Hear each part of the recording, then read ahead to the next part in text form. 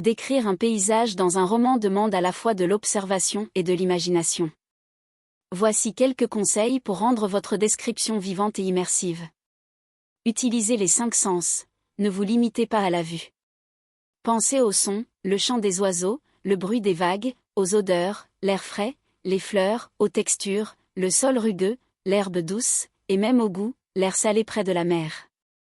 Soyez précis, utilisez des détails spécifiques pour donner vie au paysage.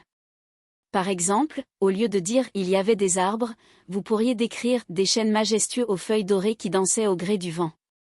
Créer une atmosphère, le paysage peut refléter l'humeur ou l'état d'esprit des personnages. Un ciel orageux peut évoquer la tension, alors qu'un lever de soleil peut symboliser l'espoir.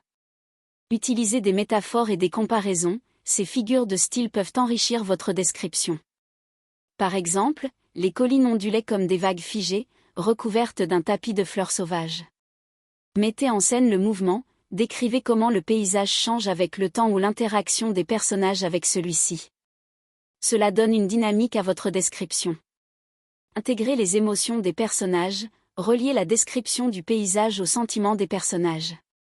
Par exemple, un personnage triste pourrait voir le paysage de manière sombre et désolée.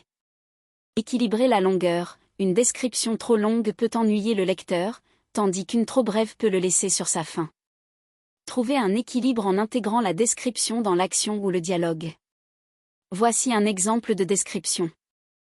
Le soleil se couchait lentement derrière les montagnes, peignant le ciel de teintes roses et orangées.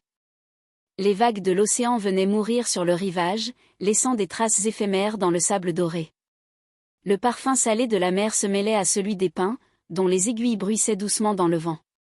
Au loin, une silhouette solitaire se tenait sur la falaise, les yeux perdus dans l'horizon, son cœur battant au rythme des vagues. En utilisant ces conseils, vous devriez pouvoir créer des descriptions de paysages qui captivent vos lecteurs et enrichissent votre récit. Bonne écriture!